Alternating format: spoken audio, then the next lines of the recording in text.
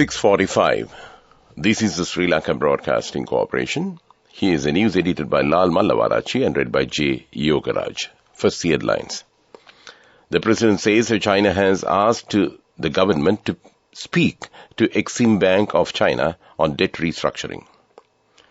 The government is to halt rice imports to maintain a fair paddy price.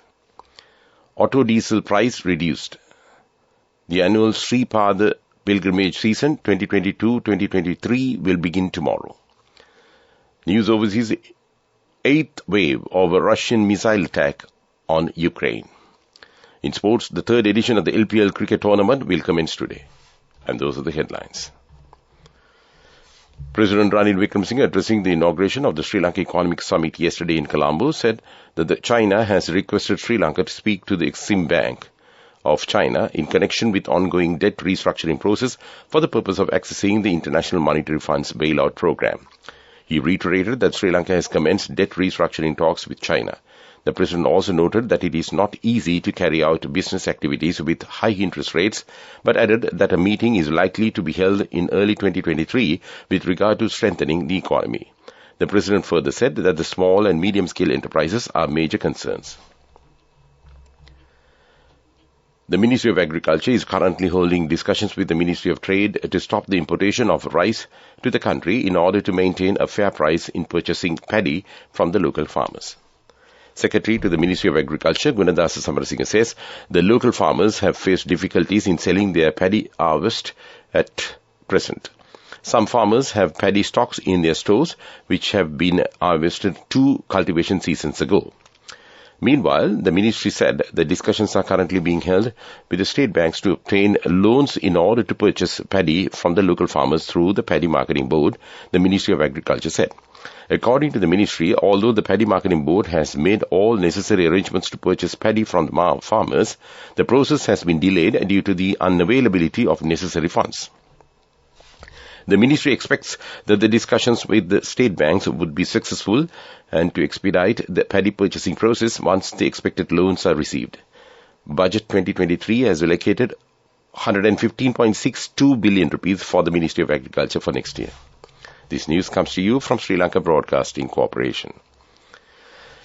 The Ceylon Petroleum Corporation announced the reduction of auto diesel by 10 rupees per litre with effective from today.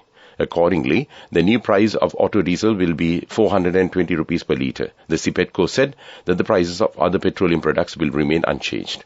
Meanwhile, Lanka IOC says they will reduce the price of auto diesel by 10 rupees from today in line with the decision taken by CPETCO. The annual Sri Pada pilgrimage season 2022-2023 will begin on the Unduwap full moon Poya day tomorrow. A series of religious activities to mark the beginning of the season will be held at the Sri Pada Rajamaha Viharya in Ratnapura. The processions carrying the sacred objects and the statue of God Sumana Samanan from the temple to the Sri Pada will begin today and will reach Sri Lanka Sri Pada tomorrow. The United States officially handed over 9,300 metric tons of urea fertilizer to the Ministry of Agriculture to be distributed to over 193,000 smallholder paddy farmers in Jaffna, Mullaitivu, Mannar, Vavuniya, Anuradhapura, Trincomalee, Batticaloa and Monoragala districts.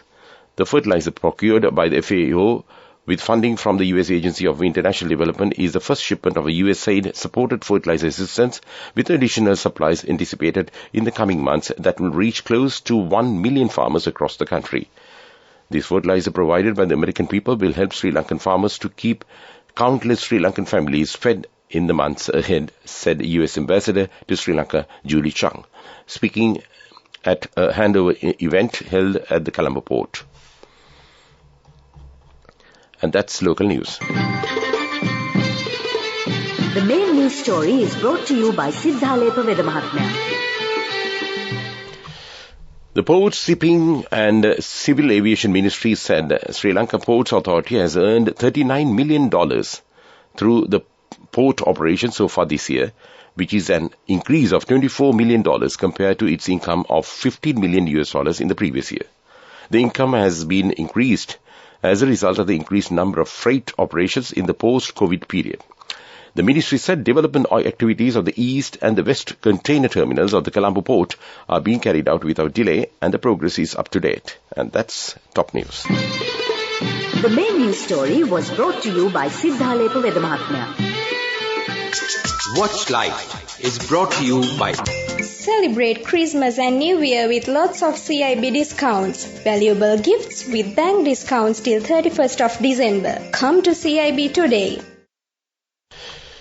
The Public Utilities Commission has approved power cuts of 2 hours and 20 minutes from today to the 9th of this month and power cuts of 1 hour on 7th of this month, which is Unduap Full Moon Poya Day.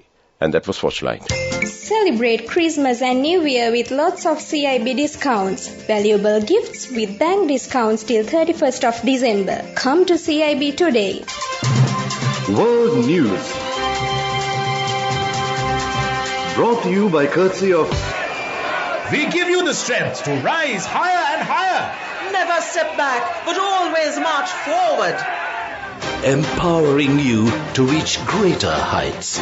People's Leasing, the trusted leader. First headlines. 8th wave of a Russian missile attack on Ukraine. Oil prices rise as cap on Russian crude looms.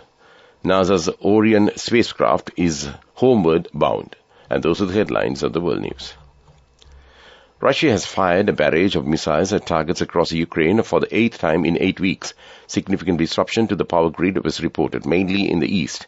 In the south, Odessa was without power. Ukraine says 4 people were killed, but the strikes, which came nearly 2 weeks after the last, may have done less damage than on previous occasions. Ukraine says it shot down 60 of the 70 missiles fired by Russia. Oil prices have risen after major producers agreed to continue to cut output, and the G7 and its allies said they will cap the price of Russian oil.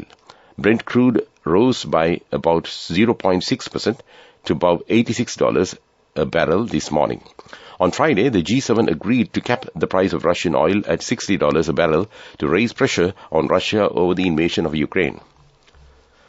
The U.S. Space Agency's Orion capsule is heading home. The vehicle conducted a big engine burn on Monday in the vicinity of the moon that now commits it to a splashdown in the Pacific Ocean on Sunday. It was the last major powered maneuver for the next generation cruise ship on what has been seen so far a highly successful demonstration flight. And that's World News. World News. Brought to you by courtesy of... Amidst all challenges, we will rally around you and advance. In the face of hardships, let's stand strong together. Empowering you to reach greater heights. People's Leasing, the trusted leader. Moving on to development news, President Ranil Wickremesinghe has appointed a committee consisting of representatives of the public and private sectors of Sri Lanka to work with the multidisciplinary team of the National Dairy Development Board of India to prepare a short, medium and long-term plan to increase local milk production to reduce the country's dependence on imported milk powder. Accordingly, India's National Dairy Development Board and the Indian Amul Milk Company have taken steps to provide the necessary technical support for the production of the liquid milk in Sri Lanka. And that was development news. In sports, the third edition of the Lanka Premier League LPL cricket tournament will commence today at 3 venues: Mahinda Rajapaksa International Cricket Stadium, Hambantota, Pallekele International Cricket Stadium and R. Premadasa International Cricket Stadium in Colombo. And this is the first time LPL, the main franchise cricket tournament of Sri Lanka, will be conducted at 3 venues: Hambantota, Pallekele and Colombo, and 5 teams will battle it out for this tournament, which will commence today from Hambantota, said Tournament Director Samantha Dodanwela. And that was sports news. The fastest way to earn the highest interest. An interest rate of 22% in 4 months. NSB, the safest place for your money. Business News. Sponsored by National Savings Bank. The safest place for your money. The price of a litre gas cylinder is increased with effect from today. Accordingly, the price of a 12.5 kilogram cylinder will be increased by 250 rupees. The new price of a cylinder would be 4,610 rupees. The new price of a 5 kilogram cylinder will be 1,850 rupees. A 2.3 kilogram domestic gas cylinder would be 860 rupees. And that was business news.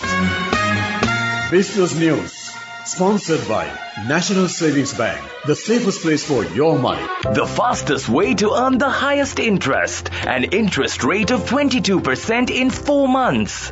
NSB, the safest place for your money. Moving on to economic news, the Treasury Secretary Mahinda Sirivaddhana says the new Financial Management Act with financial transparency and performance efficiency will soon be implemented by the government. The proposed Financial Management Act is in the process of being finalized, and its key features will be to improve the responsible fiscal management process when handling the country's public finances and to take substantial decisions based on efficient resource utilization. And that was economic news. And finally, in the weather report, the Met Department says the low pressure area in the South Andaman Sea and adjoining Southeast Bay of Bengal is very likely to intensify into a depression over Southeast Bay of Bengal today and moved west-northwards near the northern coast of Sri Lanka. It will intensify further gradually into a cyclone storm and reach Southwest Bay of Bengal near North Tamil Nadu coast by Thursday. Under the influence of this system, rainy and windy conditions are expected to enhance over the northern, north central and eastern provinces tomorrow and day after. And that was the weather report. To wind up this news broadcast, let's look at the main points once again.